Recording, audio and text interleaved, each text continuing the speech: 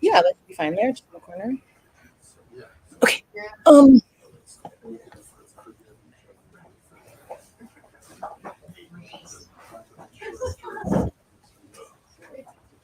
Can you adjust the camera? How it looks good? Adjust. Yeah. Two.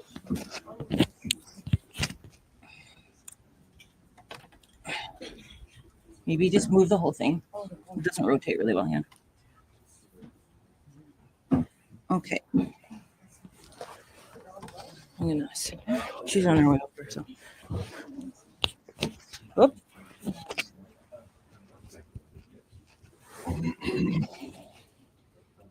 Straight. It looks like it's pointing this way a little bit. Oh, here. That's the old one. Here, look at here. Oh gosh. Where's one? Check that. That should be the. Just, yeah, you can pull the whole thing up. Like, pull the whole stand. Yeah.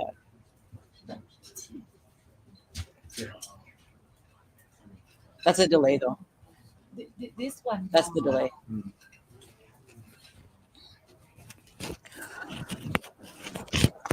That's good? And then, okay, this is, can you just check with Nyando? She's in there. How does this sound? If there's going to be a little bit of a delay, it's going to take her a second. Hello, everybody online. Lamali is on her way. Just checking sound and video.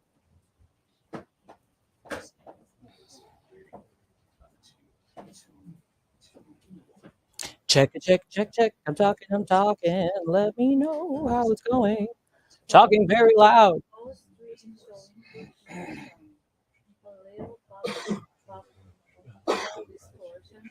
Audio distortion? Much better than yesterday. A little audio distortion.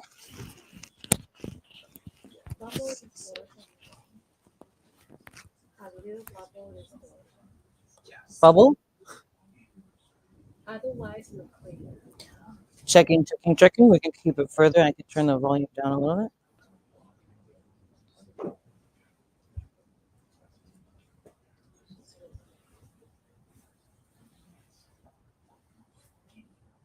We might get a thunderstorm. Makes for interesting audio. Maybe we'll get like a dramatic thunder. She'll go, nature of mind! And it'll be,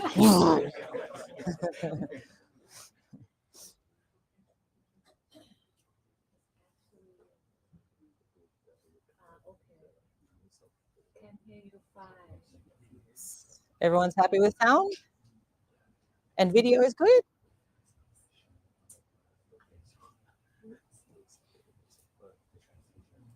Oh, it's on a tilt? It's because of the rugs. It's up on 3 rugs. If you want to, I know I'm the same. If you have like a little something to slide under the foot, it's just because it's on 3 different rugs.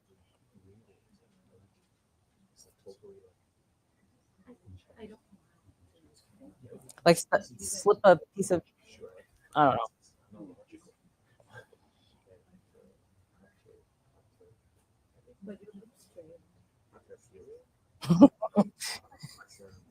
Do I?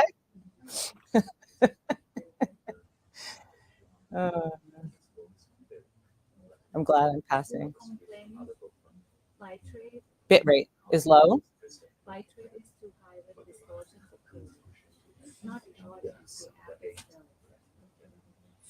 What did she say? Just read it. Bit rate. Bit rate. Yeah. It's okay. Bite rate. It's too high when distortions occur. Not the audience, the app itself. The app itself. Do we need to turn down the bit rate then? Yeah, but there's a delay. You can type what I'm saying,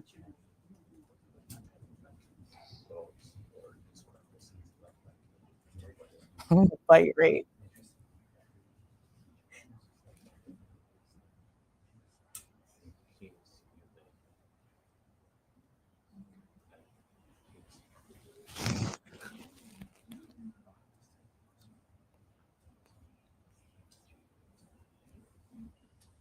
is recommending 1,000. 1,000 bit rate. Okay. Facebook, I think she's speaking language.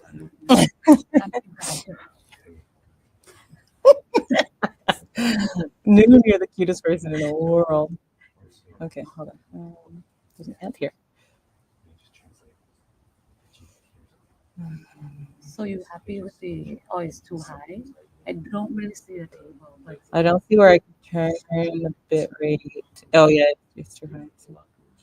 Audio bit rate is 33. Video bit rate 2415.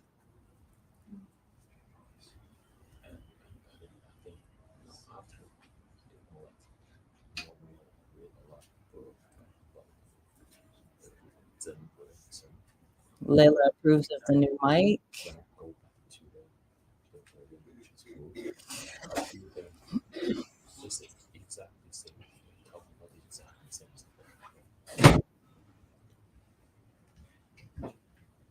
Audience approves. Okay, sweet.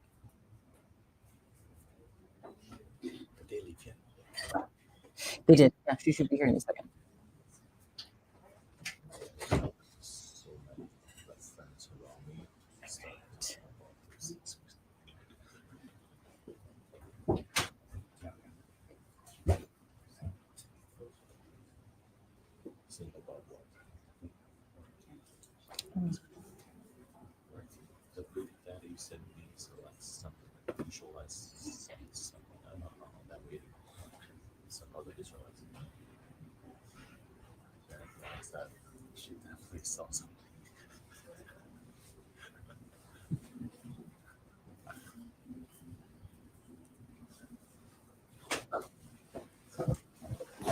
Lama's on her way in, everyone. please make yourselves comfortable. Got a new mic for you that's going to work much better. Okay, let me sit down and get myself fixed. Hang on. No hurry. Okay, let me see the mic. Got a little clipper. Yeah, I know those. This one's like a secondary Those clipper. two, therefore, let me take this off because it clinks on clippers.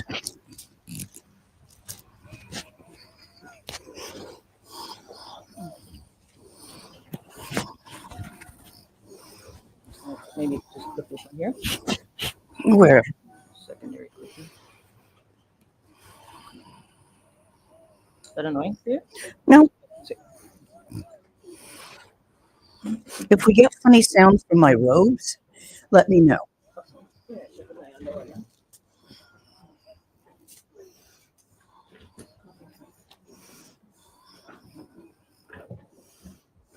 There's more.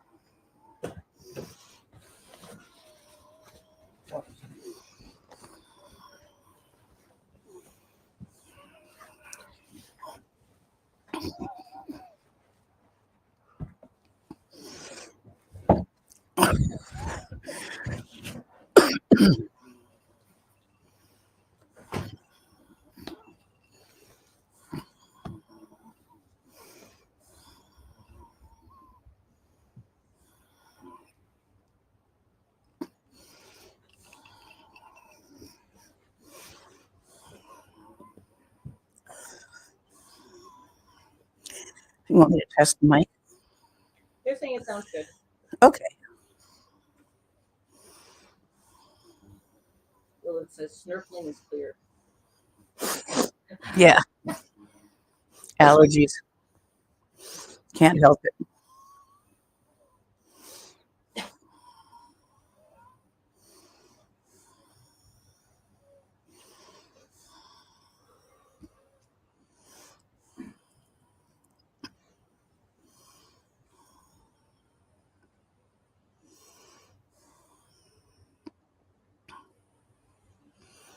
Kunju zongo gombo.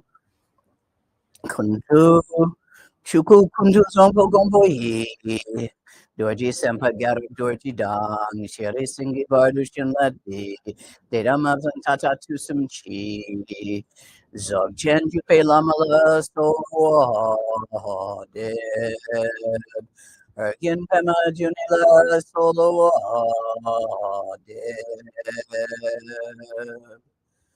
Georgie Chan Chichalo Narudang Marpa Milabampo Tatapa Na Pupadang Palden Drupasuk Karkulamanam Lama Solo Ochen Lamanam La Solo De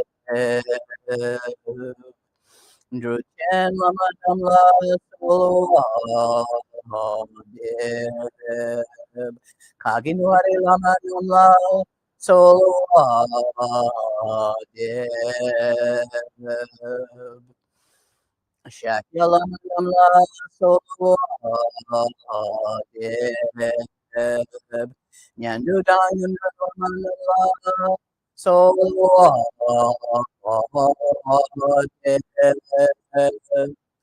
Papandu Shangangi Yerme Pa Gonyara Turtishan Pa Jetidan Nisume Pa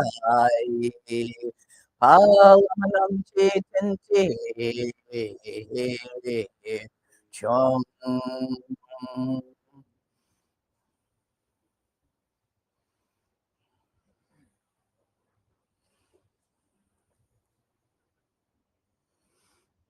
So how was your practice last meeting this morning? Any questions that have arisen from doing your homework? We'll stay on topic. We're not doing questions everywhere in the Dharma. That'll be another time. Yes, can you, when you want to raise your hand so I can see it, I'm a little nearsighted. So essentially, I was having some trouble because I wasn't exactly sure what I was looking for, because based on your instructions yesterday, it was like I was looking for the wider expanse beyond the visible mind, but I wasn't sure that was quite what you wanted us to find. Do you find the mind to be visible? Well, when I have thoughts, the visible mind. Oh, okay. That's what you're calling visible mind. Yes, that's exactly it. You see, the thoughts, which are visible to you, are happening somewhere, but it's not in your brain. I mean, imagine, a giant pine tree, as if you're lying under it, looking up at the sky. That's not going to fit between your ears, that picture.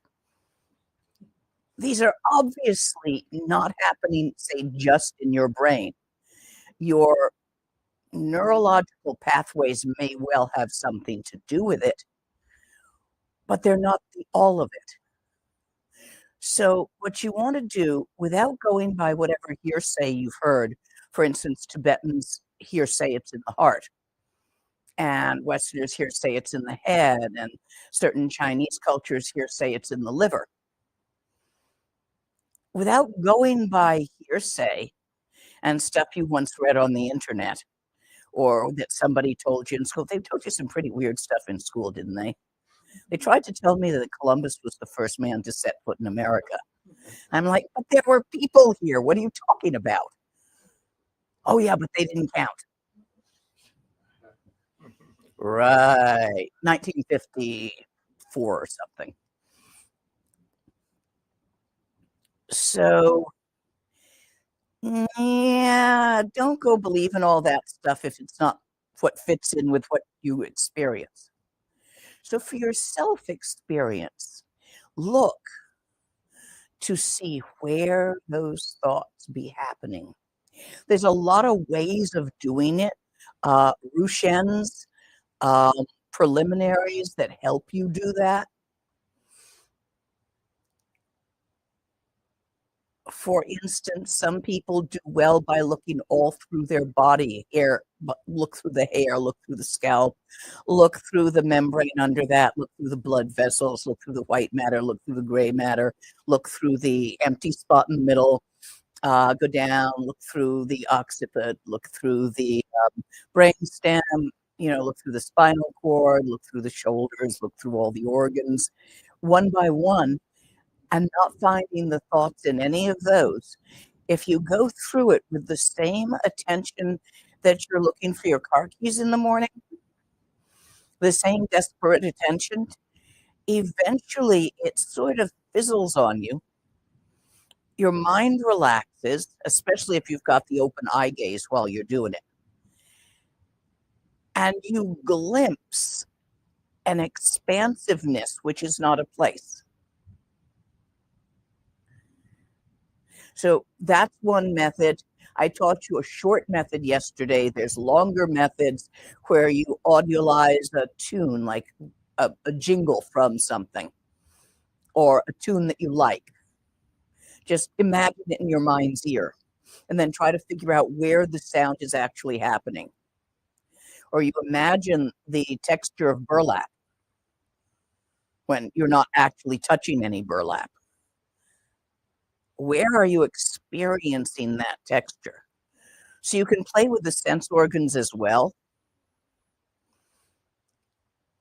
All of these are just methods, little nundros. There's more active nundros like go dancing. While dancing, find the still point in the dance. The still point that is your balance as it moves through time, place to place. Again, these are preliminary practices that help you find what we are calling Dharmakaya nature of mind in this teaching, but which I have been known to call Tawa and George and infinite open awareness and all sorts of things, because it's not any of those things. Those things point. The handle by which you lift the teacup does not contain the coffee. It's just the handle. In the same way, the words that are used to name or point something are not the thing. I can point at a bell. I could point at the bell for hours and my finger would not ring. But the bell will ring. The finger isn't the bell, it don't ring, no matter how much it point at the bell. So all the words I've given you are fingers. They're not the thing. They point. Does this help your question? More questions? You come up with good questions.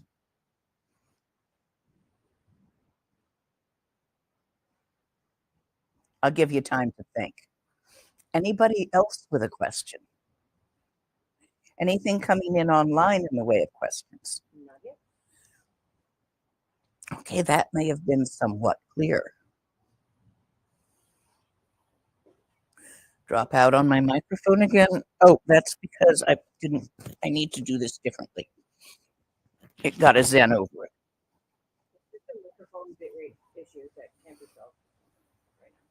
Oh, it's a bitrate issue. It's not like my Zen being occluding it. Okay. I think we might move these two flowers more to like back here so that I can see people. We can put them back here and on here. You can scooch. I'll do it. Let's try. Nah, we're going to move them further. Over here. You're going to have to take it because it's not one-handed. This is one-handed. Okay. Can you elaborate on the facets of primordial consciousness? Facets?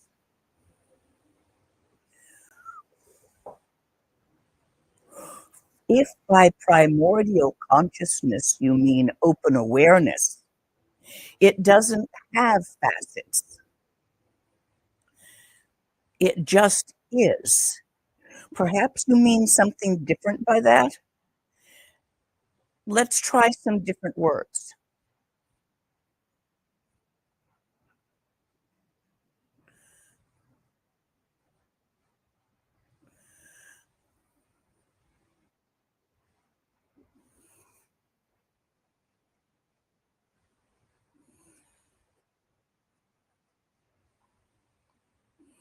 So Okay. From this work, Samantra Bhadra and spontaneous actualization. I guess that's where the facets of primordial consciousness. Samantra Bhadra is primordial Buddha, open awareness, when complete, results in, what was the second word he used? Spontaneous actualization. Spontaneous actualization. That's a result, not a facet of. There's something called the flow, which you can't do because it's a not doing. However, it sometimes occurs as a result of a great deal of practice.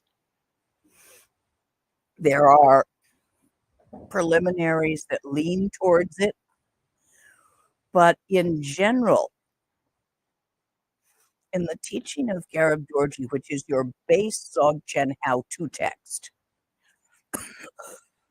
to recognize your own true nature, that infinite, open, indescribable, sometimes named vastness, but even that word is too small for it. That word fits inside it, not the other way around, because it's a thought. To recognize that as innate and natural to you rather than as something I'm handing you. I'm just telling you where to look. You've always had that. You've always been thinking, haven't you? Even when you were a baby and didn't have the words yet, you still thought, hungry, wet. You know, babies have thoughts. I mean, look at a baby. If you've ever had a baby, there's somebody in there when you get them. They have very different thoughts than a different baby. They're thinking, they just can't tell you about it yet. So, in all of this, to recognize this, which has always been who you really are, not the little overlay of who you think you are, or who you hope to become, or who you fear you might be or become. Not all that little picky, niddly stuff, but rather the totality of yourself, the reality of yourself. To recognize this is the first point. We say there's 3 points.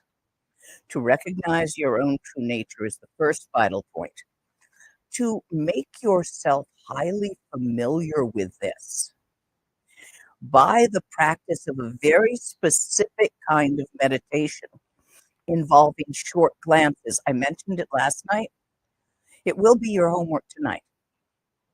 You can even start doing it right now. At all times and on all occasions, without any exceptions, whatever you're doing, right in the middle of the doing, while folding laundry, don't stop folding the laundry to do this, keep folding. Don't try it while driving or operating chainsaws in the beginning, please.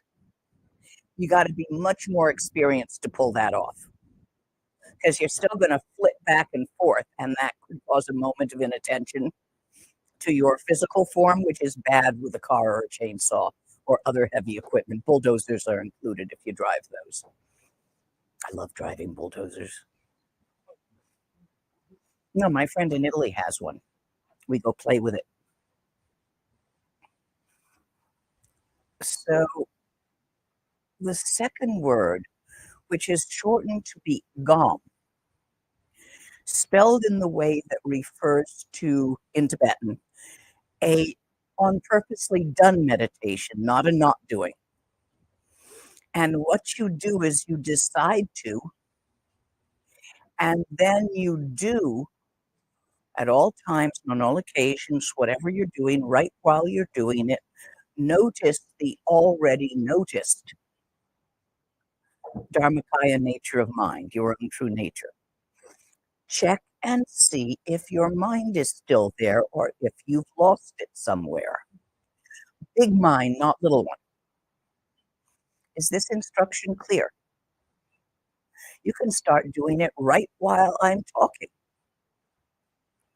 Just glance with your attention, not your eyes.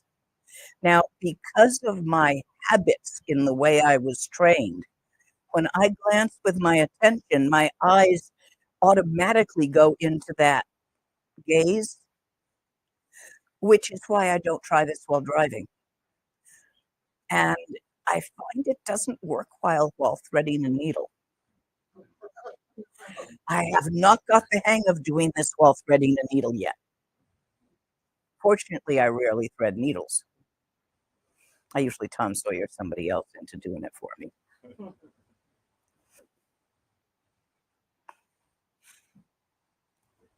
In this way, your practice, which is child luminosity of ground, what is taught to you by the teacher, what is pointed out, and the always was and will be mother luminosity of path. No, child luminosity of path. I'm sorry, mother luminosity of ground. Getting my words tangled. Come together. And the innate stability of that which cannot be stabilized becomes apparent. Don't get caught up into trying to stabilize your damn view.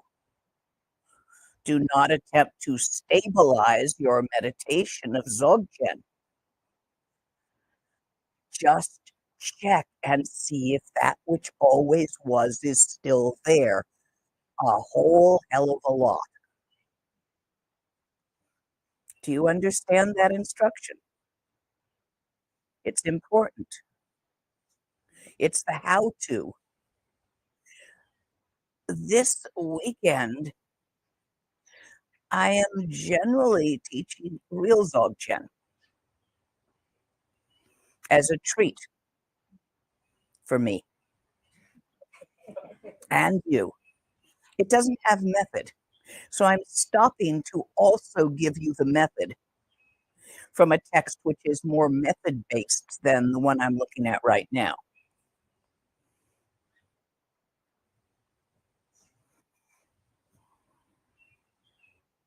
That's not what I intended to open to. Bloody hell, get back here.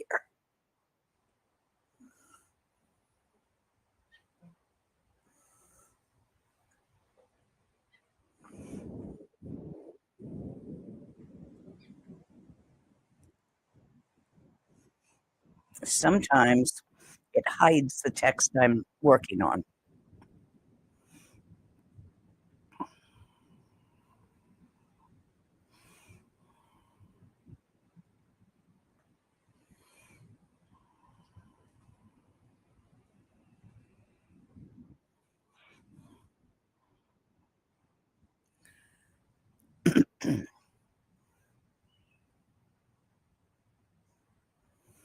It begins with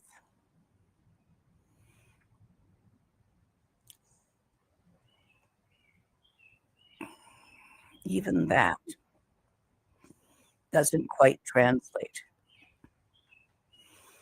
I acknowledge the reality of the beyond, that which is even beyond all superlatives, primordial Buddhahood. I bow to the glorious Bhagavan Samattabhadra is the translation, but there's more implications in the Tibetan.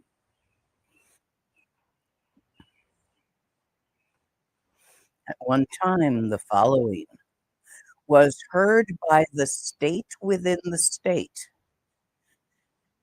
At one time, this text,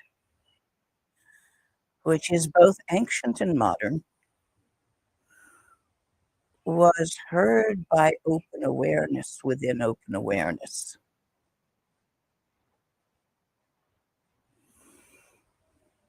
The indivisible totalities of the three ku, chuku, longku, truku, voices, minds, qualities, and activities of all Buddhas of the three times, beyond time, beyond space, and the fourth time, all beings, all Buddhas. Look, Bodhisattva and refuge are not two different things. It is necessary for a teacher to see that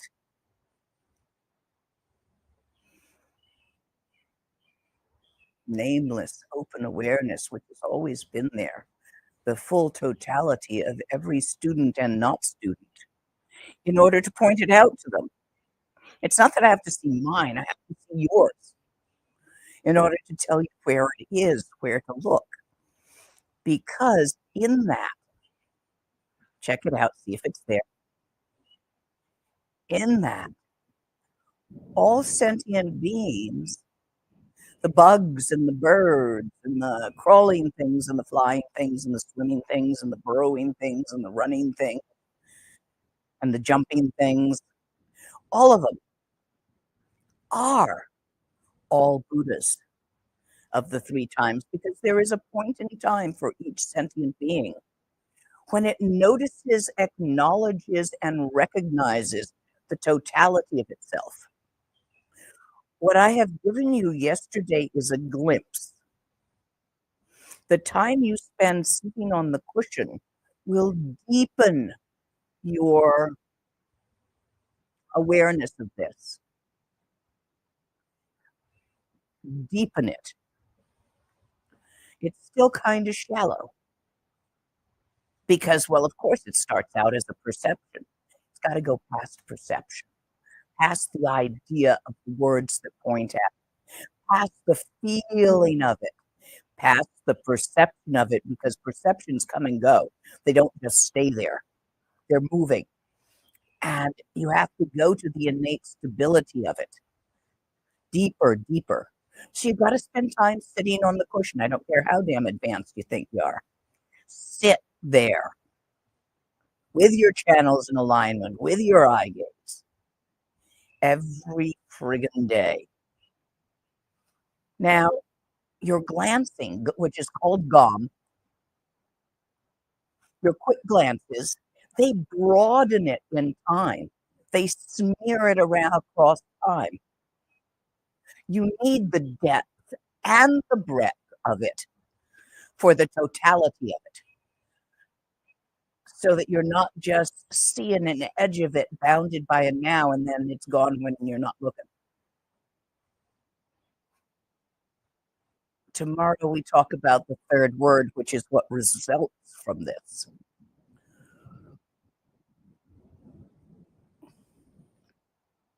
For now, recognize that all the Buddhas, every sentient being at some point in time and space gets enlightened. Yeah, you and them out there in the water, in the air, buzzing around, biting skeeters, all of them. When you swat a skeeter, you kill a Buddha. I strongly advise you not to do that. When you trap a mouse in a non-live trap, you kill a Buddha. If you are practicing Dzogchen, where you should know that inherently that all Buddha sentient beings arise as all Buddhas in their moment of time, and therefore in the fourth time beyond time and space where true Buddhahood lies, all beings are all Buddhas unequivocally, then you should know better than to harm a Buddha. Seriously. Don't kill. Don't hire someone to kill for you. If you eat meat, you are taking responsibility for the Buddha you're eating. In Tibet, when we are done with our body, we offer it to the buzzards as food. Since in Tibet there's not enough non-meat that is available. You have to eat meat to live at that altitude in that climate. So knowing that we are eating Buddhas, We offer ourselves to be eaten by Buddhas, making it at least a little bit more fair. Here, some people choose to cremate. If you do perceive it as you are feeding the body to the air spirits to be their food, if not, try an ecological burial. I believe you have them somewhere in Canada. They're really nice because you let the grass, the trees, the worms, and the critters feast when you're done with it without sticking poison in the veins so it looks pretty for the funeral. You had your time in life to be beautiful. You've probably gotten over that by the time you're dead, if you're lucky.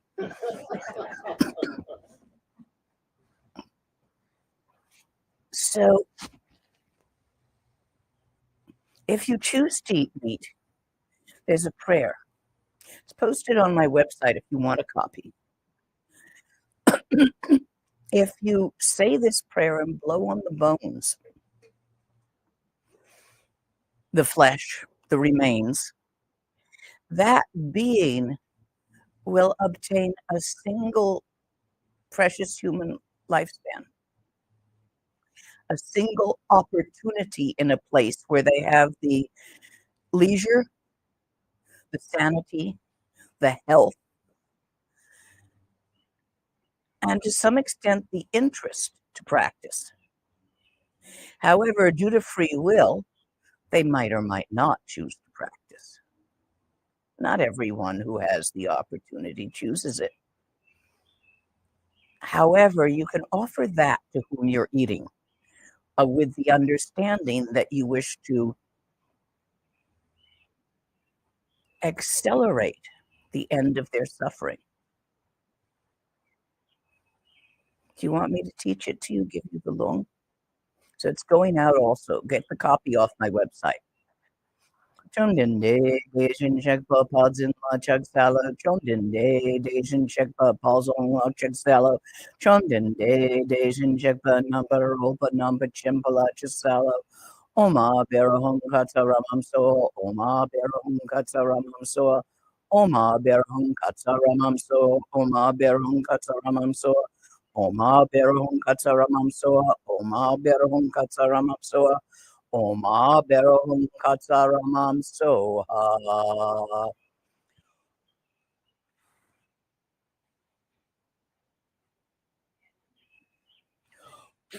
I know there's bugs in there.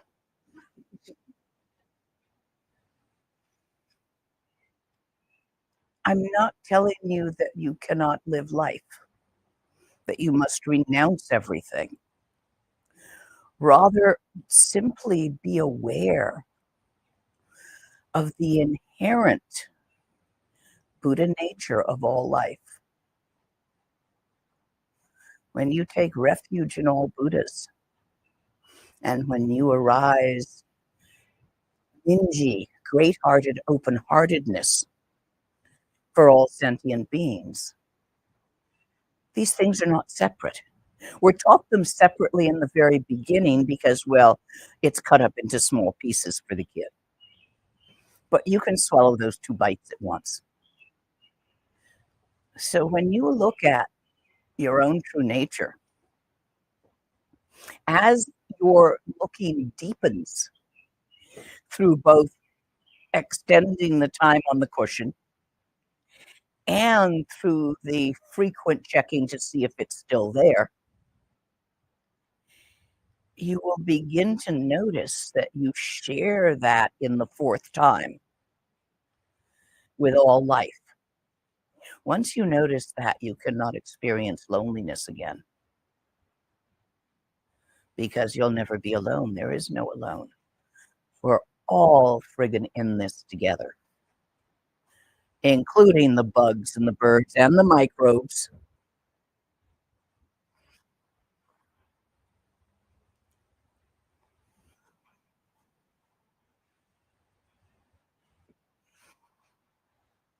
Oh, the voices, minds, qualities, and activities of all the Buddhas abide in of the 3 times and 10 directions, abide in the state that never moves outside the one Tigly. Tigly is a symbol. We don't quite have the light for it. It's light behind me, isn't it? Stare a little past me at the light. Squint towards the light outside. Through your eyelashes. See if you see some little round drifty things that drift slowly that looks like what you might see through a microscope in some pond water.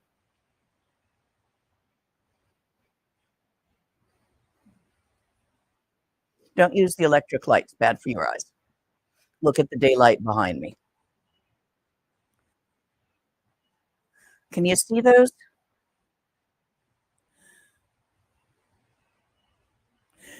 There's little round things that drift like a bubble across your vision. If you're really relaxed and sort of gazing at the sky in a really relaxed way, you sometimes see them.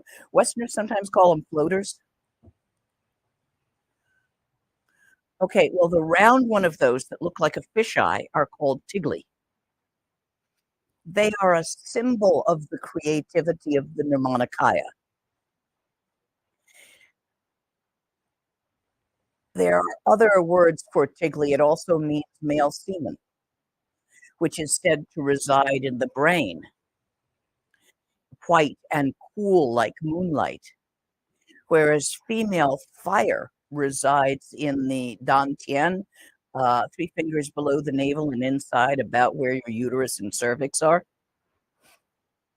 So when the cool white of the Tigly and the warmer red of the fire come together, it creates the entire universe. This is tantric talk. These are symbols. When we say all of these Buddhas abide in the state that never moves outside of the one Tigly, we refer to the Svabhavakaya. That is the union of Dharmakaya, Sambhogakaya, Nirmanakaya, the infinite openness in all its innate vitality, which is the aliveness of the totality of yourself, which is the seer that sees that and is that. And because of the vitality, which is also sometimes called luminous lucidity, it is able to think and create all phenomena. And yet, nothing ever moves outside of that. You see, all phenomena arises in mind. There is no phenomena that does not arise in mind. There is a drug, a plant.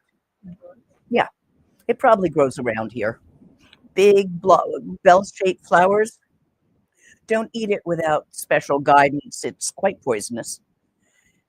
However, should you have the proper guidance to eat the accurate dose of that plant, you will begin to experience with your sense organs things that others don't. Like you'll pick up an orange, peel it, and eat it, but nobody else can see it.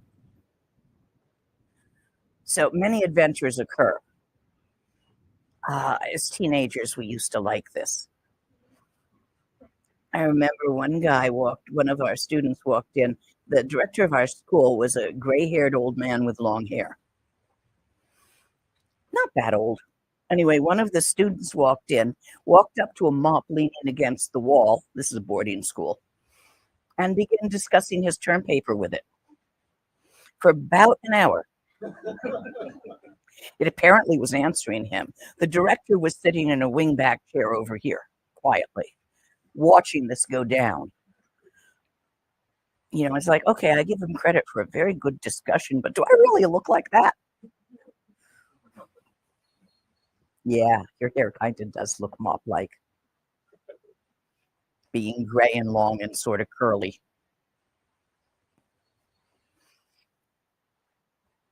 If you can imagine that I have given you a dose of that drug. Let's just pretend, for the sake of this period, that I have given you the proper non-going-to-kill-you dose. Because it's very delicate to dose, and just a little too much, and oops, see you next life. So we're just going to pretend that everything you see, hear, smell, taste, and feel with your yi is caused by the drug. And you're actually lying in bed. And it's the middle of the night. And all of this is arising in your mind like a dream. And even the person you are today is not who you really are. You know how in a dream you might dream you're an old man who has 3 sons and how it was to raise them, and then one of them died and the grief of that. And then you wake up and find out you're a young woman? You ever have this experience, or vice versa? Let's pretend just for the next hour that that's what's happening right now. All phenomena arises in mind, and all phenomena dissolves in mind. There is not any phenomena anywhere in the whole wide universe that does not arise and dissolve in mind. Due to our karmic connections and our cultural matrix, we will tend to interpret certain circumstances of sets of sensations the same way. For instance, all Canadians interpret something happening here that everyone wants to be part of as a reason to form a line. In India, that is not the interpretation. In India, the interpretation is that's a reason to form a mosh pit. We have big burly guys standing around the llamas so that while you're trying to get a blessing, you don't overrun them and like accidentally squeeze them to death. Out there. I've surfed on Kanuri mosh pits. They're wonderful. However, when it's time to come up to me and get a blessing, you know what you're all going to do? You're going to stand around for a while and wait till someone, after standing around and looking, is going to maybe decide they'll be first. And then a few of you will stand behind them, but when they come up, you'll stand way back there. And then they'll come up and they'll get their blessing, they'll go off, and then you'll all look at each other for a while. And then the next person will come up. When that first happened to my teacher, who's used to the Indian style, he thought you guys hated him. Because you weren't trying to kill each other to get his blessing, so you must really not have liked it. Cultural matrix. Conditioning. You as a Homo sapien will experience this flat thing in front of me one way, whereas a spider, non-Homo sapien, little tiny spider, upon encountering it, will not experience it as a table. Group karma. This is why we're all seeing kind of sort of the same stuff, but not quite. Ask any 3 people or 5 people who witnessed a car accident. The next day, what happened? Or if I were to walk out of here for a few minutes and leave you to discuss among yourselves what last night's teaching was about,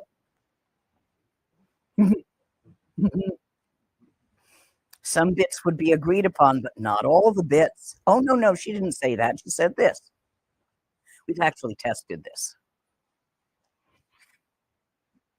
So simply accept the idea that in this infiniteness, vastness of mind itself, openness in which you are the awareness of open awareness, and your awareness is wide open into the totality of it.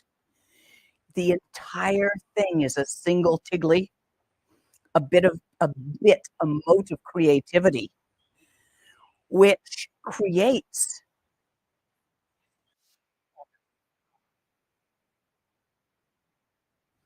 Can you see that? There is no way to know if you're dreaming or not.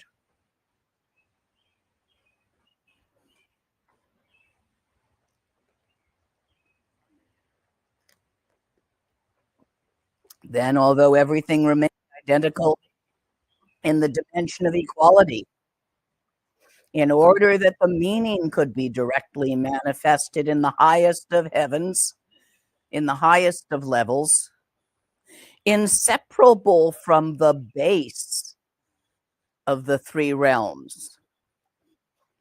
So, for Tibetan, this is very hard to understand. Tibetans culturally believe in the absolute reality of up and down. Westerners who have traveled around a sphere know that some cities are sideways to us and others are upside down. But there's a whole text in Flight of the Garuda that Rinpoche thought he could never teach to Westerners because it was too difficult. All about some cities being sideways. Well, of course. However, where you will make your divisions are not up and down, but good and bad, right and wrong. What this is saying that there is really no difference in location between the highest heaven and the lowest hell. The difference is in the experience of the being in it, which is their interpretation. If you were a salamander, not the kind of salamander that lives in water, it's a fire spirit. Western, they call them salamanders. To live in fire would be delightful. If you were a salamander of the kind that lives in water, it would be horrible. The difference is perception with the karma of what you think you are. Following this so far? If you get questions while I'm talking, just stick a hand up, because this is advanced Dzogchen text.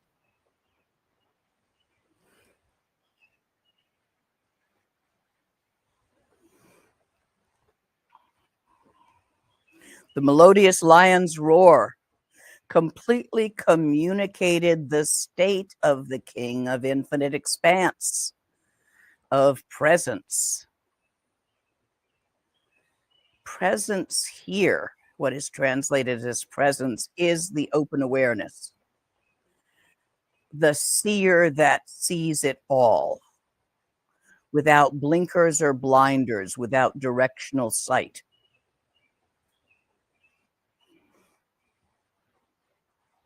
This communication occurred to produce benefit for the being continuously emanate from the state, all of us, from the indivisible essence of the state and from the nature and the essence, the state as worldly and transworldly retinues. This is us. We emanate from natural mind. It's you, it's the totality of yourself, it is the totality of all. You as a person, your individuality, your Barneyness, your Linness emanates out of that and gets drawn back in. It isn't anything other than that. It's the way the Tigly creativity manifests. Because aliveness will not settle for not being creative. It just can't. It can't not do stuff. It can't not poke at stuff. Feel yourself. For how long could you sit there and not poke? This is true of everything. This is how, remember the story last night of how sentient beings and primordial Buddhahood separated? Sentient beings started poking at what they saw, trying to grab it, chasing it. And then they saw other things they didn't like and they ran away. And so it got more and more complex until it's all this. And in fact, it is growing more complex every day as we extend our telescopic sight with new technology into the universe. How far beyond the simple local group of galaxies our sight has gone. As we extend it into the microcosms of atomic particles, how far beyond simply molecules our sight has gone, and how complex the patterns. Every day more complex. The shepherd herding his sheep up in the high Himalayas. It's very easy to teach Dzogchen. Hell of a lot easier than overeducated Westerners. Because there's not a lot of stuff there to interfere, to get tracked on, to get distracted by. I mean, sheep, weather, food, maybe mating. That's about it. Same as the crickets. Weather, food, mating. In fact, same as a number of my friends in their youth. Fun, food, mating, maybe drugs. But really only as a method to mate.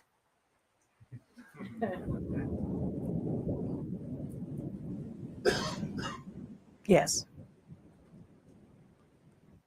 there any effort to dissolve this createdness?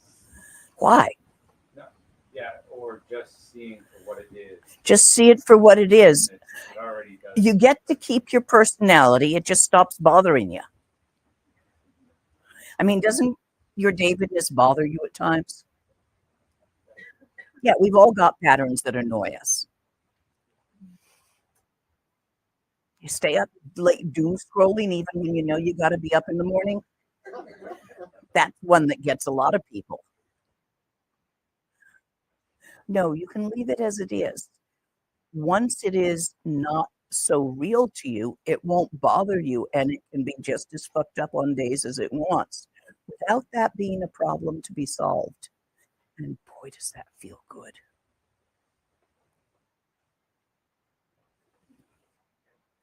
Next. In many sutras, the Buddha is described as entering into a samadhi of such and such. And I think this state is called Tigly.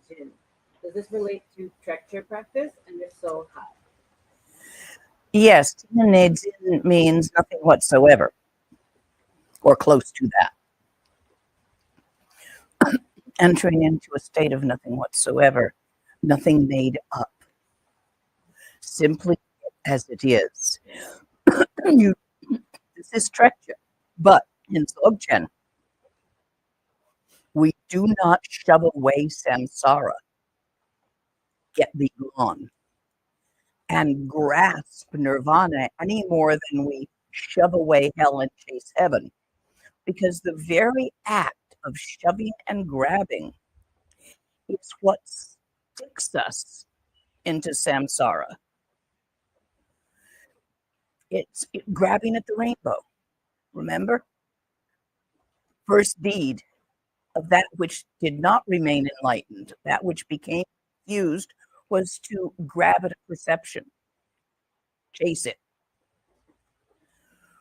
So the key to letting karma run down and complete itself, we say, there's words we say, allow the display to complete itself. But you have to stop grabbing at perfection. See, you all started practicing Dharma because you thought you weren't good enough. And you thought it would make you better, didn't you? pretty much 90% of us got into this stuff because we were not satisfied with who and what we are. We were either too skinny or too fat or too stupid or too something and not enough something else. And we went to go fix that, which is a form of grabbing. So we practice Dharma to get something out of it, to become perfect. Of course, each one of us, what we think is perfect is vastly different than everybody else. We got our own ideas of perfect. In all of this chasing of perfection, and using your Dharma practice to do it, is the nature of K-rim, path of accomplishment.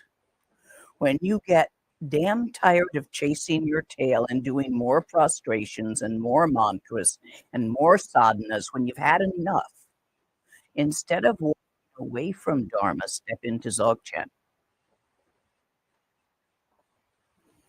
You know, after you do a lot of active practices, you get friggin' tired. You get high and then you come out of retreat and the high wears off and you're like, oh, fucking no, I've had enough. Dzogchen. Yes, in the back. So as I've been practicing Dzogchen for a while, is there anything to going Tantra or sadhana? If you are not satisfied with the way your Dzogchen is going, Tantra can be used as an accelerant. But if you're not satisfied, isn't that the opposite of Dzogchen? It is. That's why I say they'll go use Tantra as an accelerant. But wouldn't it be simpler if you did Dzogchen? Not necessarily. Sometimes the dissatisfaction is so all-pervading that you just can't get past it. Then you use a method, because why make it hard on yourself?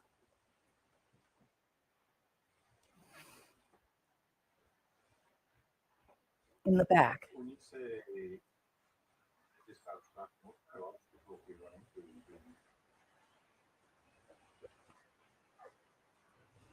Can you repeat that a bit louder? He asked what kind of obstacles we run into in Dzogchen.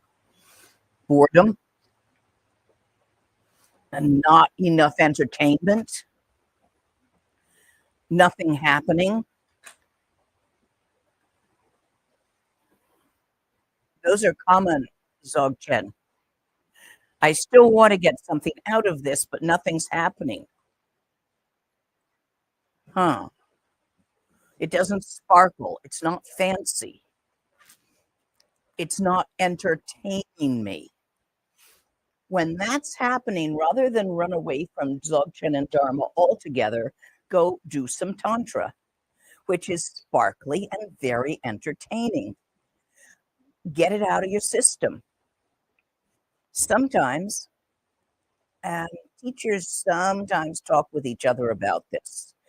After leading a particularly intense retreat, you hit this. The last thing I want to see again is a Buddhist text. So what you're supposed to do then is go off to the pub and have a nice time and read a book or something until you feel better. Don't take it seriously. So in the practice of Dzogchen, you get all sorts of experiences. That's one kind of hindrance, the boredom and nothing's happened. The other kind is a whole lot happens. You get this sense of clarity and wisdom. Ooh. Or you even think you can fly. Yeah, you try, you don't get this far off the ground, but worth a try. Or you totally get it and feel you're perfectly enlightened because you just got the wong and there it is and it absolutely makes sense and you're not going to practice anymore. Yeah, about a week later, dark night of the soul. So these also happen. You get wonderful fine, fancy things that you want to keep. But the thing to remember in Dzogchen is if you get something, anything at all, you're going to have it go away again. Four turning minds, precious human rebirth, impermanence and death. That's really important. You really got to get impermanence and death. Suffering of samsara, why it hurts. How does the hurt work? How is it set up? And the actual nature and how karma does what it does. The equations that build that natural law. These really you need to know pretty well, or when you're practicing Dzogchen, you're going to get a realization and think you can keep it. Nah. The only thing you can count on not to go away is that which has always been there. If it comes, it's going to go. If you build it, it's going to come apart. If you achieve it, you're going to lose it. This is your basic impermanence teaching from Lam Rim, from the very beginning. If any of that is unclear to you, I have posted those teachings online in a couple of different versions, and you should review them and possibly even join the ongoing student discussion group on the subject, if you find that any of that is unclear to you. If it's clear to you, fine. Then you should know not to count on anything you get out of your practice. Other questions? Yeah. I continue to practice when I get more okay with like the fullness of my self-determination anymore. Just like, Yes. Okay. The people that have known me for a really long time, this sort of pattern of our interactions don't get hooks in me quite as easily. They're waiting for me to react. They will sometimes get frustrated that you don't do that anymore. Yeah. So, like, do you have any advice about, like, is there sort of a kind way to work with? Because sometimes it can feel to them like I'm almost not being sensitive to their experience of how it's going for me. I've had that all my life, but I'm autistic. Yeah. I can give you autistic solutions, memorize a few phrases, Right. and use them randomly in those situations. But that's just an autistic solution, not a Dharma solution. Just keep practicing. People don't see you. They never have and never will. They see their concept of you and their projections on you and who they hope you will be and who they fear you might be.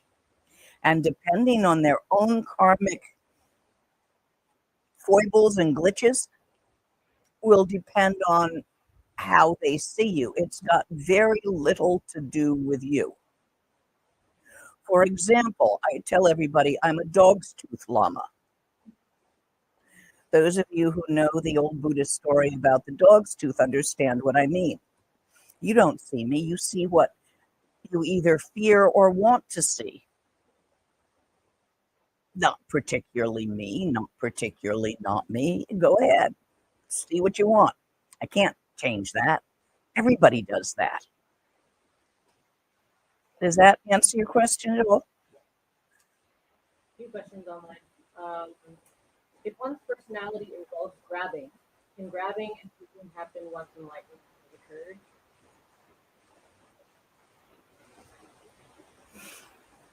It's not your personality that involves grabbing, it's your fear.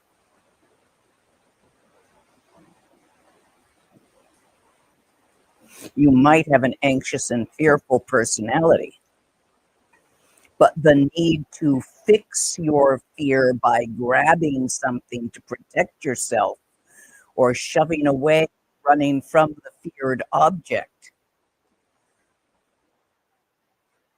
will cease to occur. Working with emotions, comes after working with thoughts, where you are able to have emotions without minding having them. So when you grab and shove at stuff, and the two go together, I want and I don't want, it's because want is very powerful for you and you wish to not want. So in order to not want, you take not thinking that, but feeling that once you have, you won't want anymore. And you want that sense of want to go away. Now, if you didn't mind the sensation of wanting, you could just not need to grab. So once you free your fears, angers, desires, lusts and lonelinesses, jealousies, depressions, once you free them from the constraints that you keep them in, because you think those are bad things to feel or you don't like feeling them, so you keep them in squished boxes. Once you strip them naked, you can work on becoming comfortable with them. And once you're not afraid of your feelings, you don't mind having feelings, naked feelings, not constrained in any way.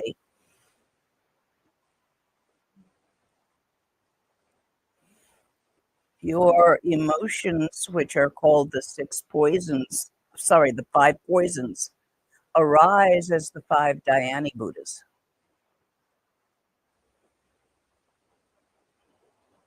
Vajrasattva, primordial purity. Ratna Sambhattva, the wish-fulfilling jewel.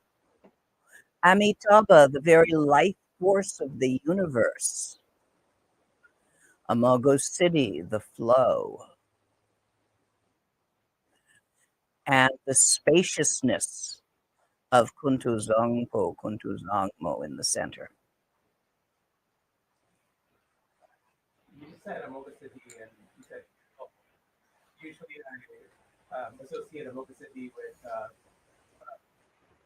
Amogha means all fulfilling, or never failing. All accomplishing wisdom. Yes.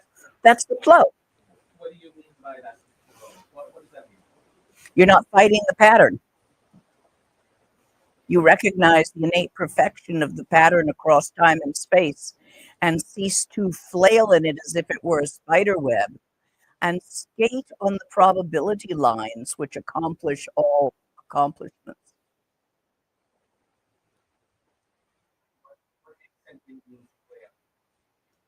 Open fear. Open fear. The five poisons. You flail about with your emotions. Your emotions ride your thoughts. Or sometimes your thoughts ride your emotions, but there's an entanglement of thoughts and emotions. And this is so uncomfortable that sentient beings flail around trying to get loose from it.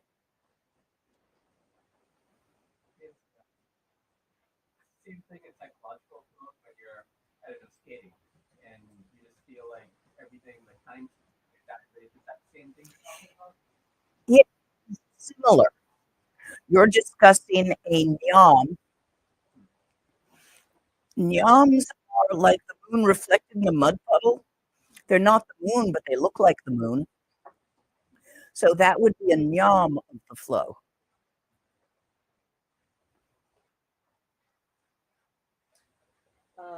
From online. So it's okay to have the experiences of clarity, bliss, etc.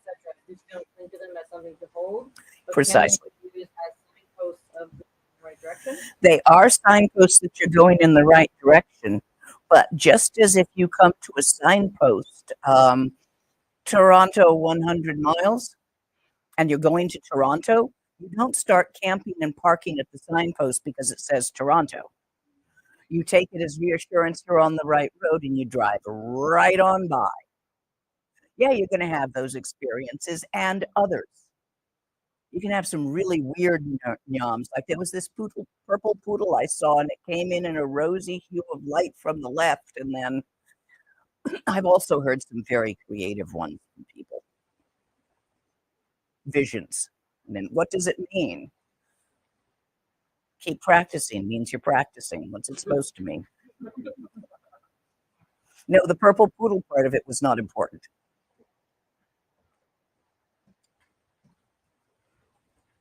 Other questions? Can I ask something as a follow up to that? If you're like a spiritual friend to someone with the same practice, and they're, they like people like to report their young, what's the best way to respond without, like, if you don't want to be like, oh, tell me more about this, but you don't want to be just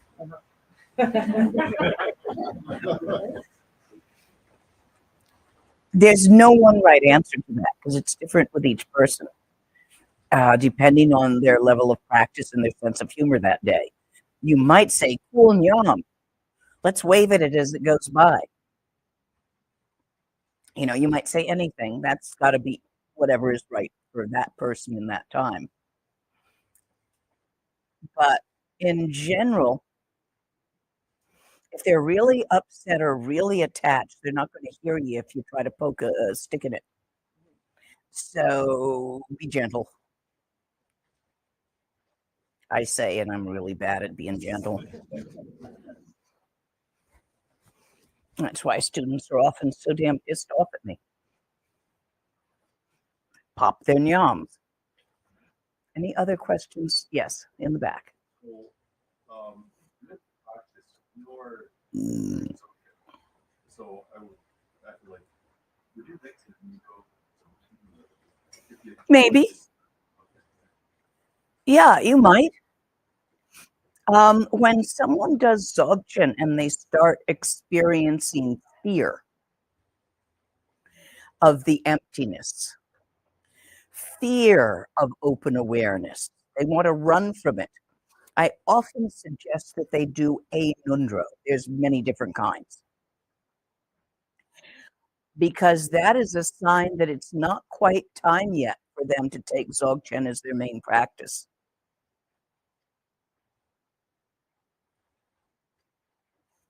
One of the fear, so let's say, losing Yes, if that frightens you rather than, ooh, then you might want to do a bit of nundro. No, that wouldn't be for nundro. If you have an attachment to that, just hit it with pet. Hit it with pet. Seed syllable pet, spelled P-A-T-T. It's used to pop a nyam that gets stuck. This is not out of this text. This is out of the 3 words of Garibaldi, but it's an excellent practice. If you have a nyam, you can wave as it goes by. Enjoy it a little bit. Don't keep it. 30 nyams are real fun. You can go read a text when you're on them, and it's like the whole thing makes sense, and then you look at it the next day, what the fuck? But that's okay. This can happen, and it's fine for it to happen. But if something gets stuck, it's not passing in a good time. It's becoming a distraction. You're starting to count on it being there. That's when you look straight at it. You have to have your awareness right on, in an open way, not a pointed way, but right on the experience. Then, while that's happening, you sneak up on yourself and suddenly strike it with a sudden, sharp, fierce, and hard pronunciation of the seed syllable pet, like this. Pet. It doesn't have to be loud. Pet. If you rarely will you need to do this among other people. Or in groups. If you've got a whole group of people practicing Dzogchen and they yums in the beginning. Everybody does. They start sounding like microwave popcorn. If you absolutely must do this in a public place, take your hanky or a Kleenex.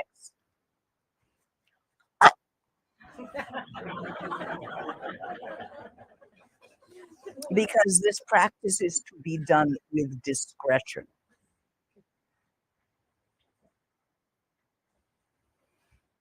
More tech.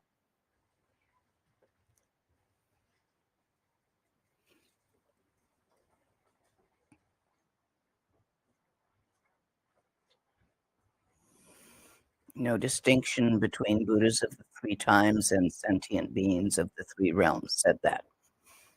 All types of names for any possible phenomena: clarity, wisdom, confusion, happiness, sadness, trees, cooking pots, are identical in space, which has no basis for assigning names. In the one infinite expanse, momentary phenomena that manifest from the various circumstances of samsara and nirvana are like the appearance of clouds and rainbows in the sky. Self-arising awareness, the natural state of the seer, and that which is seen, is unobstructed, unflawed, unlimited natural presence in space. Whether you are awake or asleep, meditating or not meditating, you, what we call the seer, the you that looks out from behind your own eyes, which is why you tend to think you're in the head, but you won't fit, because the eyeballs are in the head. If you had eyeballs in your chest, you'd think you were in your chest. So, but the looker, that's the you, the one that's experiencing your life. The experiencer, the seer, the awareness, the sita, consciousness, is naturally self-arising as an interaction between awareness of phenomena and phenomena. It's the movement of the two against each other, open, vast of spacious awareness and the phenomena within it, that creates the awareness which experiences that. Just as the awareness creates the phenomena and is innate to the natural openness, so the openness and phenomena together create the awareness. For example, please examine your personality for a moment. The you that you think you are, little you. Now, remember when you were 14? Different, huh? Bloody hell better be. I mean, I was nutty at 14. I wanted to grow up to be an assassin. Political assassin, or, for commercial organizations or whatever. I just wanted to kill people. That was 14 for me. Yeah, we're really fucked up when we're teenagers. We don't have a frontal lobe yet. So, what changed you from who you were at 14 to who you are now, which is probably quite different, unless you're 15, in which case it's still a little bit different? Your experiences, the other sentient beings you interacted with, including the movies you saw, the songs you listened to, the video games you played, the shit you read on the internet, every bit of the tree you accidentally bumped into when you weren't looking where you were going, the puddle you stepped in that made your left foot very wet and cold for a day, which changed what you did that day and how you felt about it. All this phenomena created you. And yet the you is, according to your karma, creating the phenomena and your interpretation of it. And it's being created by your interpretation of it. You see how this goes back and forth?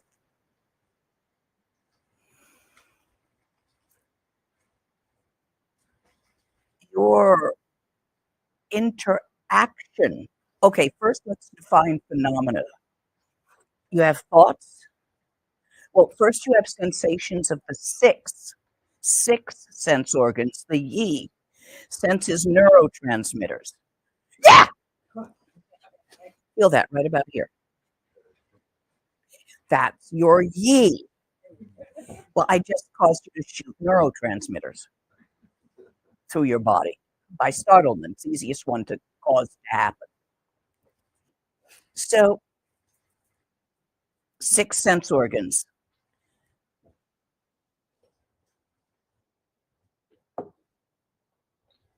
So, if you look at this little thing, the crank turns a drum.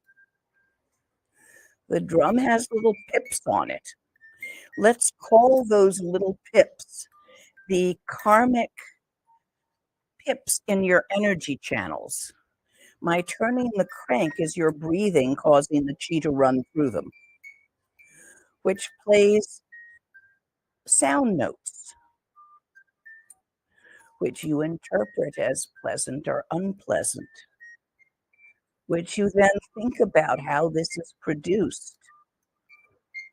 So the whole thing, the turning of the crank, the breathing, the chi moving through the little karmic pips in your tsa, causes you to have physical sensations of the six senses.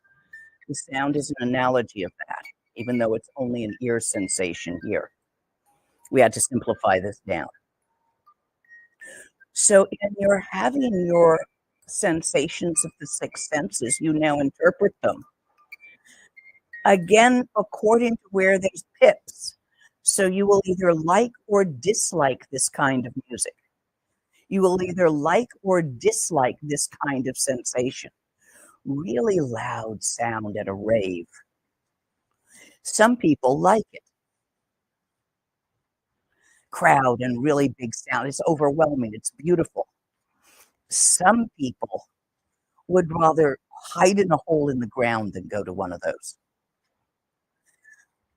How you interpret by liking and disliking, how you describe, all of this creates a clump, an entanglement called phenomena. So this phenomena creates little you, which is always changing. Big you doesn't change. Little mind is the personality that's always changing and growing as it interacts with phenomena. But little mind creates the phenomena out of its patterns. I will not interpret you the same way I would have when I was 14. If you say something to me, good morning. At 14, I would have assumed some rather unfortunate ulterior motive because everybody has. If it was a grown-up, because they're out to get me. 14-year-old paranoia, teenage paranoia, it's not uncommon. Whereas now, I wouldn't think anything about it. I go, oh yeah, good morning. A person wants to say good morning, utterly simple.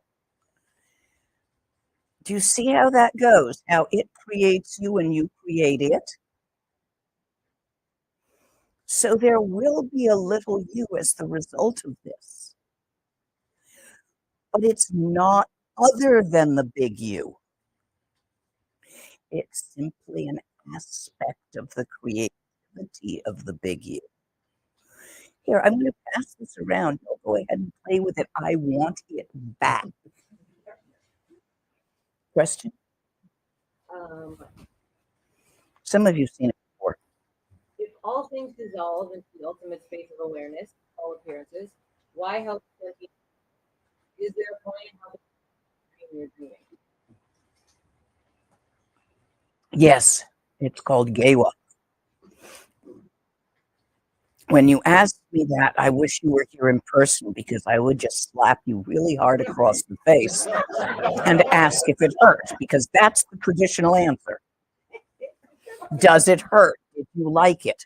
And unless you're British, you'll probably say it hurt. I didn't like it. There's a few odd Englishmen out there.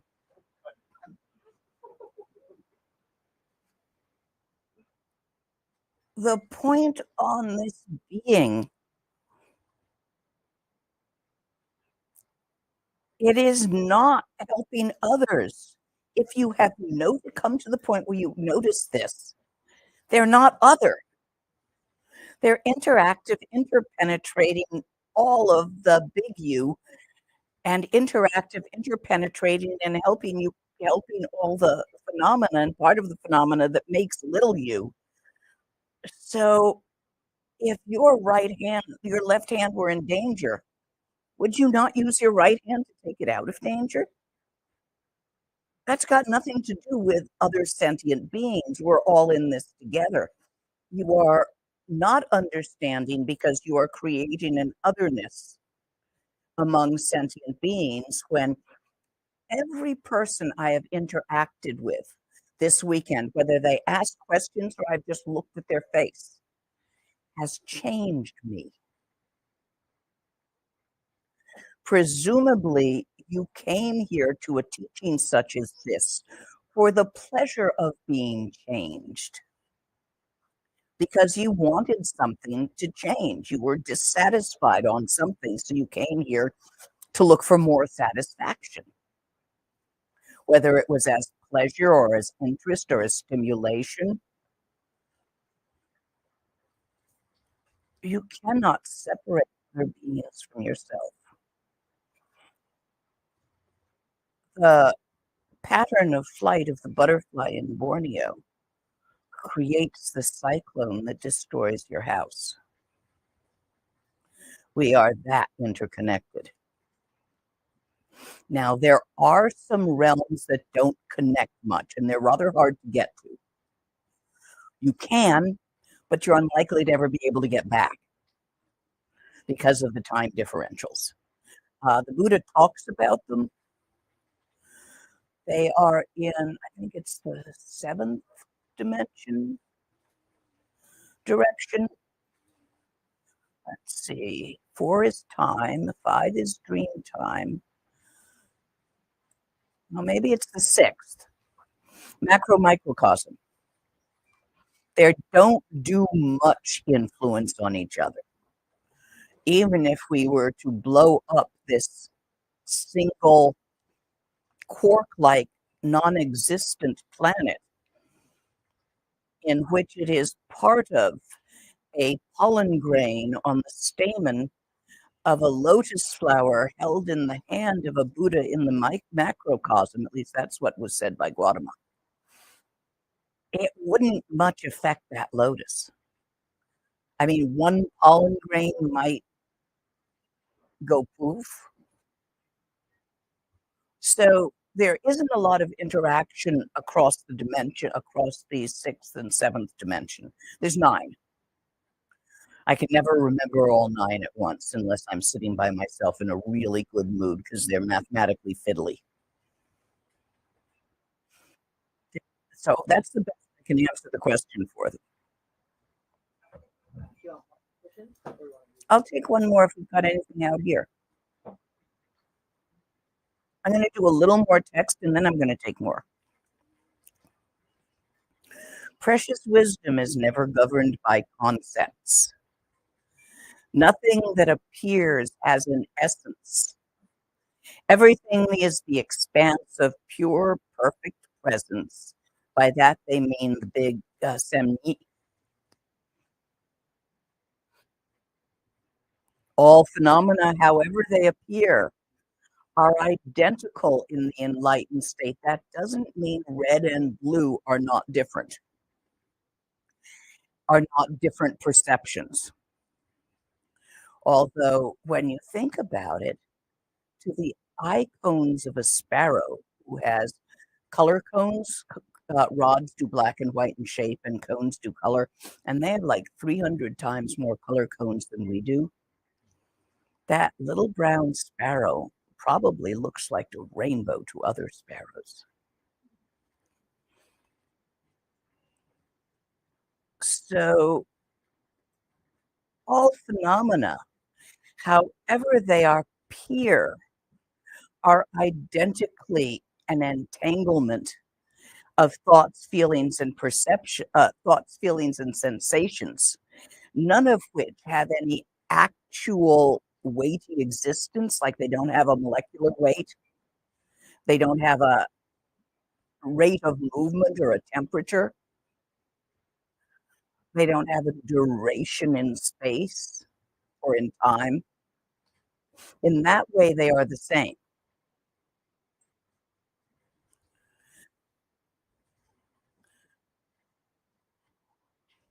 Whether they appear as the mandalas of the victorious Buddhas or as the samsaric phenomena that blossom through mistaken ideas dominated by ignorance and confusion.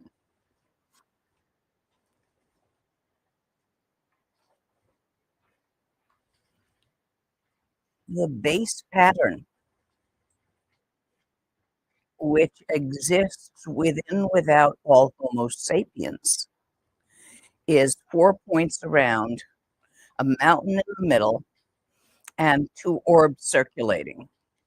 So you will see this in all drawn mandalas, the 4 points with the center point and the sun and the moon. This is your body. The reason we Nagmos wear these bracelets, and their anklets too, is to remind ourselves that in the inner mandala, our 4 limbs are the 4 continents, our spinal cord is Mount Meru, and our 2 eyes are the sun and the moon.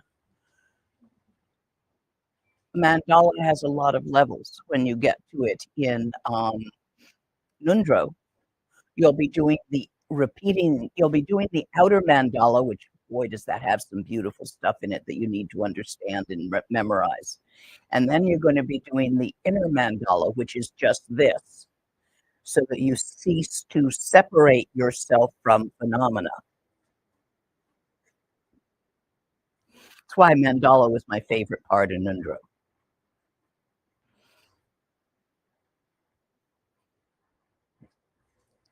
Wrong views maintain dualistic concepts, either ors, such as existence or non-existence, good or evil, and so forth.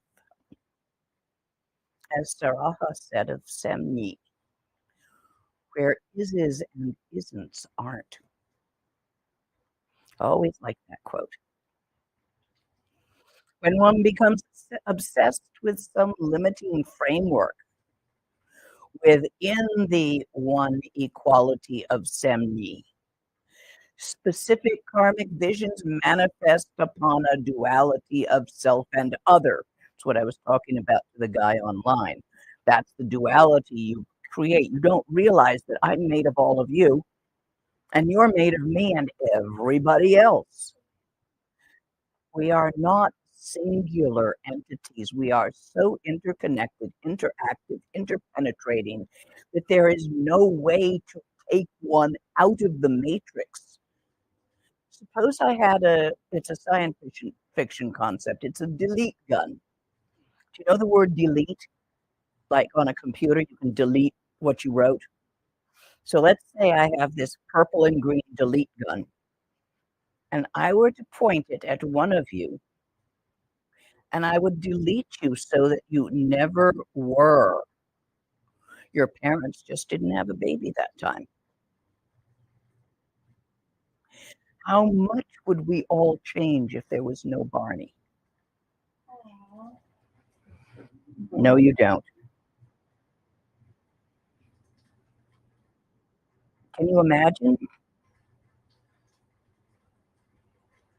So that's how interpenetrating we are. You can't just take one out and not have us all be absolutely different people, having different experiences,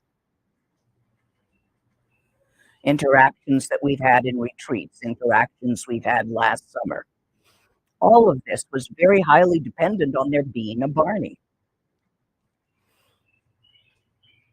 Hell, the soup. Highly dependent on there being a Barney.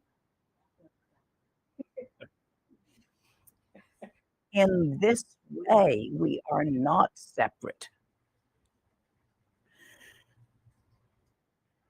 We do all become obsessed with some kind of limiting frame. There's somewhere that we're trapped in either or and is and isn't. I get too many questions about, well, is it like this or like this? Yeah, and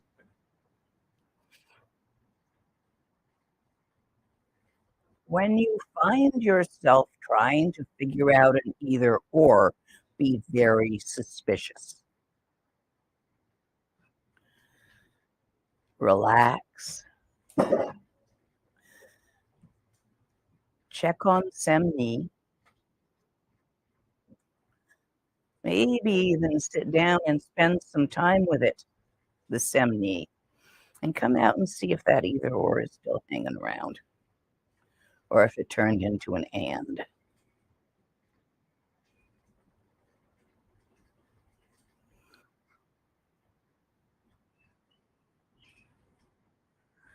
When mind invents existent phenomena where there isn't anything actually there, body perceptions, he means the sensations of the body reinforce attachments.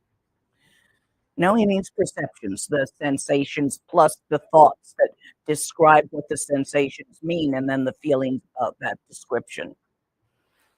Because of the suffering of ego fixation, that's the self-preservation instinct. That's really what hurts. Scrabbling to be what you want to be, to preserve yourself or your ideal self, or as close to it as you can get. This is what reinforces your attachments. Because of the suffering of ego fixation, the self-abiding state is not recognized, or only in glimpses and parts.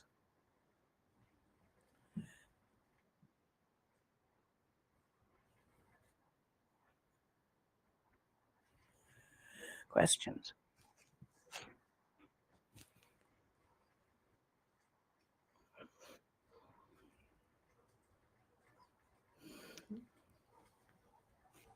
Mm-hmm. When on the cushion and resting in tawa, I don't seem to have the sensation or feeling of spaciousness. Should I just allow that to occur? Will it arise naturally? What do you mean by resting in tawa? Tawa. Oh, in tawa. You're not resting in tawa, you're resting in a nyam.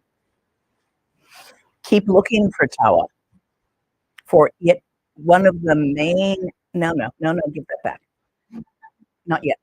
One of the main aspects of it is spaciousness. If you're resting in something small, you should continue doing the inner mind Rushen, which I have taught you, until the boundaries of the smallness relax.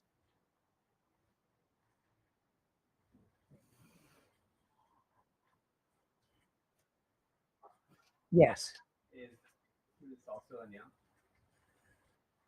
That's a great. As you first experience it, yes, it will deepen past the nyam.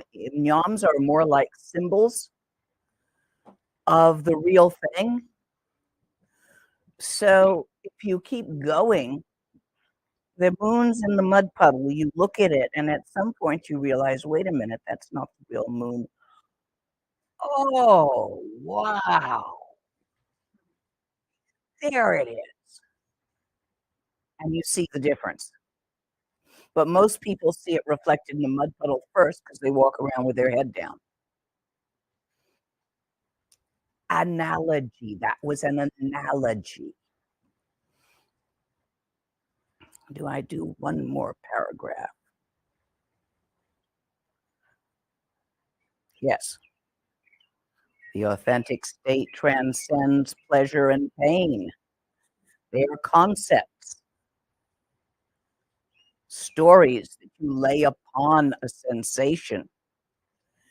When one subtly uses emptiness to investigate attachment to substance, no substance remains. The state of emptiness can manifest as anything, but the expanse of natural presence, semni, transcends emptiness and substance.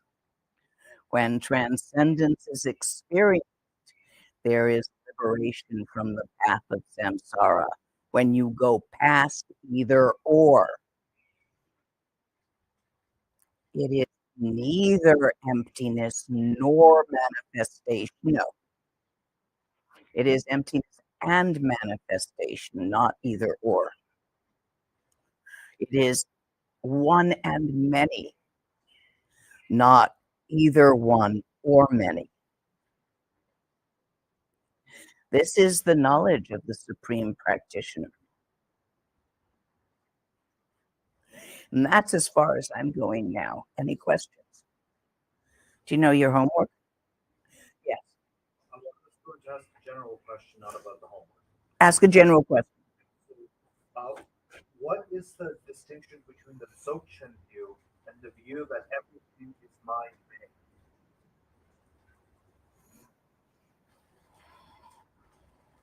That is a Dzogchen view, but that's an idea.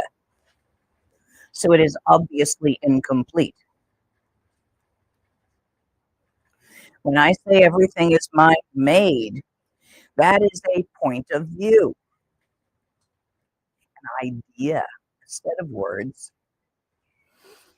Don't fall for it. What is that pointing at? What does that imply? Is what you want to look at. Don't ever look at the words. Always try to figure out what they're pointing at. In Dzogchen. In Krim, yes, the words matter and the words are very carefully designed. But in Dzogchen, you don't want to look at the words. Does that help? This afternoon, as you guys go about this afternoon and tomorrow morning, quick glances. Boom.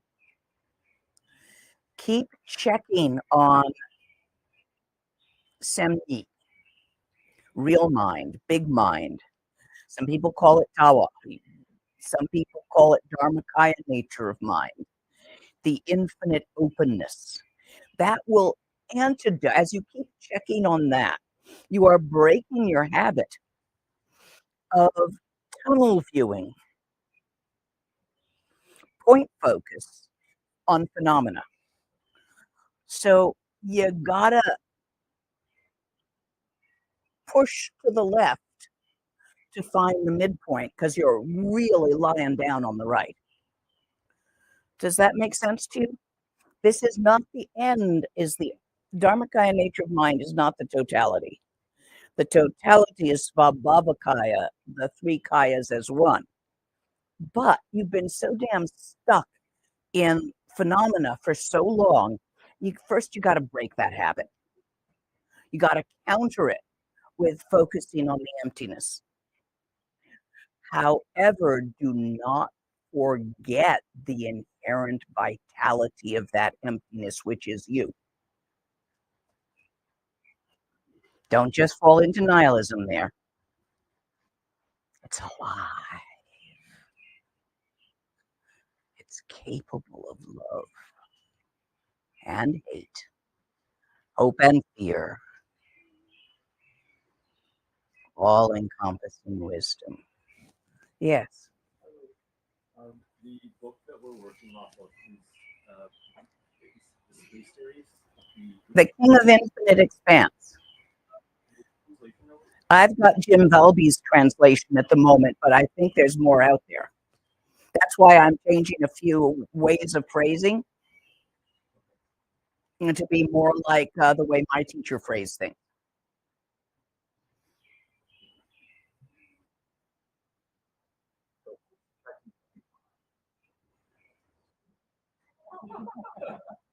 Little mind for the moment. Find out. So is that the nature? Little mind is shifting its attention to big mind. As it does that a lot, the midpoint, which is neither small nor big, but is simply aware, will be stumbled across. But the only way I know of to get there is the keep checking until you trip over it.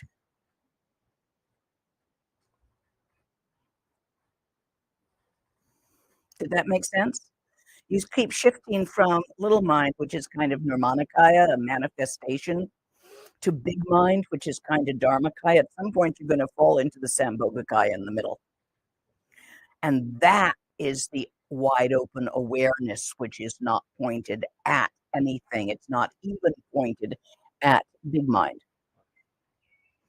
But I can't make you do that except to make you go back and forth enough.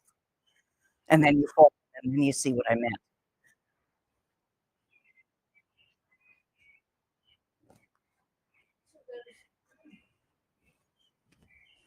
Two different experiences I feel like I'm having. Each one is like in my house, and I good structure, and I have that expanse.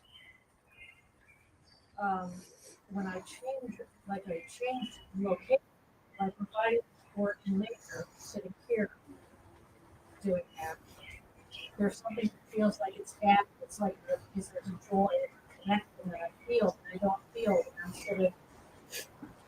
And I don't know if I'm having that. You are. Okay. You are, because you have a habitual liking of being in.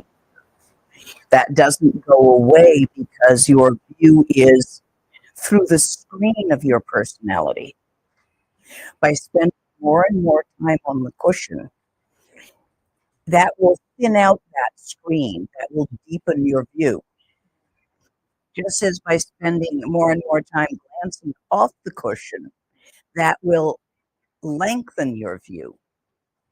So you have to do both. One by itself is not enough. To have a nicely spread long view of Semni through the screen of your mind is not what we want. That's just time on the cushion again and again. It deepens every time you go to it. This homework here is the very short glance. Yes. Not like 30 seconds. No, I'm not. These are the really quick ones. The sit on the cushion should be done multiple times a day for short sessions. But that's the cushion. Short sessions can be as short as a minute. But stop what you're doing, sit down, align your channels, shift your vision. Usually 5 minutes is a good amount for middle of the day sessions. The one is a little short unless you're really busy. Morning and evening sessions can be 10 or even 15 minutes for beginners, and longer when longer occurs naturally. Don't force it. What you want to do is make your session in the morning and the evening about 2 or 3 minutes longer than is easy. And then when that gets easy, add another couple of minutes. There'll be a point where you're just not in it anymore and you want your cup of tea or you to go do the next thing, and your mind keeps heading for the next thing. that you were going to do, and it's not really returning nicely, your attention, and that's when it's time to stop and do it again later. In the back. Please talk about the difference of pain or information rather than thought or image in towards big time. The authentic state transcends pleasure and pain. In my experience, this is an ongoing process. I generally can go up to a 7 if I'm sitting and practicing, and it doesn't hurt. It's pain, but it doesn't hurt. Even an 8. But if it starts creeping up past that, I want a pill. And I can't really run around and do things much above a 5. I have to sit down and really go into a clear view of Tawa. That's my experience with pain. I'm an old lady, so of course I have some, but it's an ongoing process. Pain and hurt are not the same. Hurt is how you feel about having pain. They teach, even in normal life, they teach ways to lessen pain if the drugs aren't working, such as to avoid catastrophizing. Now, certain thought patterns make pain worse. Certain thought patterns make pain less worse. So that's even taught in Western medicine. It works with that similarly, but instead of shifting one thought pattern to a different one, you simply remove all the thought patterns, and there's nothing assessing whether the pain hurts or not, whether it's good or bad. However, I find that I am easily distracted from that if I am attempting to, say, cook dinner at the same time. I can cook dinner on up to a 5. And then it's like, man, would you please come finish the pasta? I got to sit down.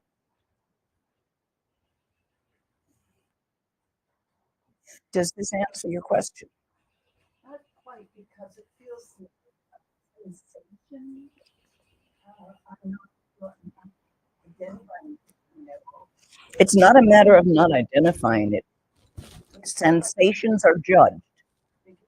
Sensations are judged as pleasurable or painful. It is possible to have sensations that are not judged, or to choose what you judge the sensation as. I didn't say it was easy. I say it's possible. If you judge it just as That's a negative judgment. That's a judgment.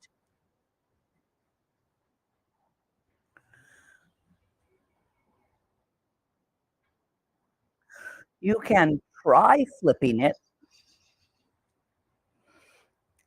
And next time you stub your toe, see if you can automatically perceive it as intensity rather than pain. Don't go stubbing your toe on purpose now. But when it happens, when you experience pain, because it's going to happen, things, you're going to get a headache, you're going to stub your toe, you're going to get old. Being old hurts here and there, now and then, at least. So when the inevitable pain occurs, see if you can read it as something other than pain, such as intensity, pleasure, warmth. People pay for rolfing sessions. They hurt, but they are interpreted by the person choosing to have them as something good. Consider what other things are interpreted. Underwear. They even have to train you how to wear underwear as a girl. You get trainers.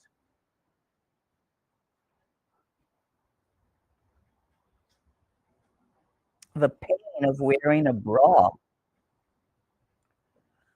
You have learned as a teenager not to pay no never mind to. And yes, it hurts. Not a woman here who's going to deny that it hurts if they wear one.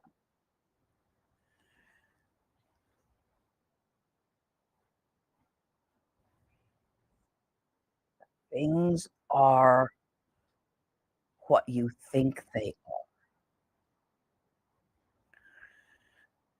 With pain, it doesn't have to be chosen as pain. This semni transcends both pleasure and pain. You can flip them back and forth if you can really get the full semni, or just not designate them. Sensation. In the bardo, in the third bardo, you will experience incredible intensity of all six senses, including tactile. Perhaps you will interpret it as pain and run away. Perhaps you will interpret that intensity as pleasure and run towards.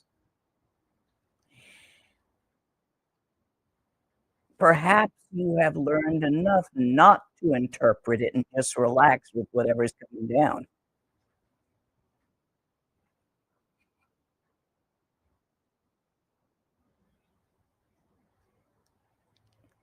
Use emptiness to investigate your attachment to substance, to what you think is pain, to what you think is pleasure. You will find that no actual substance to that remains. The state of emptiness can manifest as anything.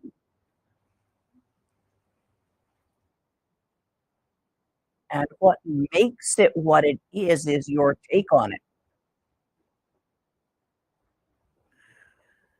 The expanse of natural presence transcends emptiness and substance.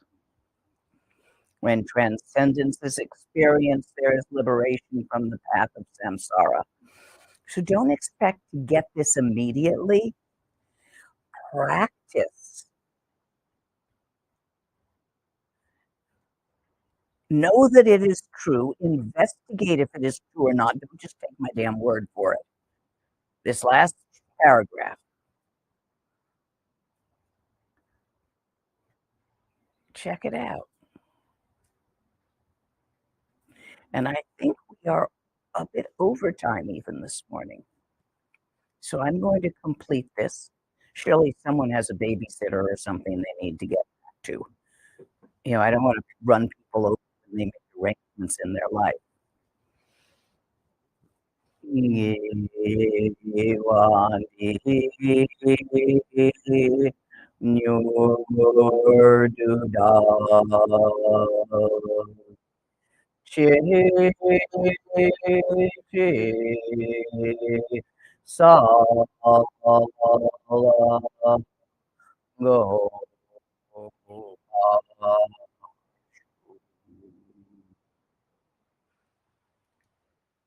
only did a little bit of this text.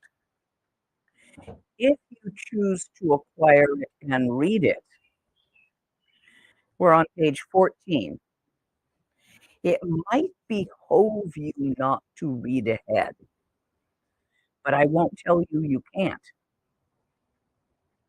Just consider it's really nice to receive teachings on a text that you haven't read before, because it comes in naked. You haven't already got ideas about what it means. It's also really nice to teach a text that people haven't read before for that very same reason. So consider whether you want to read on ahead or not. By tomorrow, we might have finished the first chapter, maybe, because it's a slow text to bounce off of, especially when I'm also teaching beginners. So I have to go back into then here's the process of what you do. And here's what it really is. And here's the process of how you get there. But this is what it really is. And that wasn't real anyway, but do it anyway. You good? I think we are complete. Is there anybody who can come tomorrow? You can't come tomorrow. You can come up and get a blessing now if you cannot come tomorrow.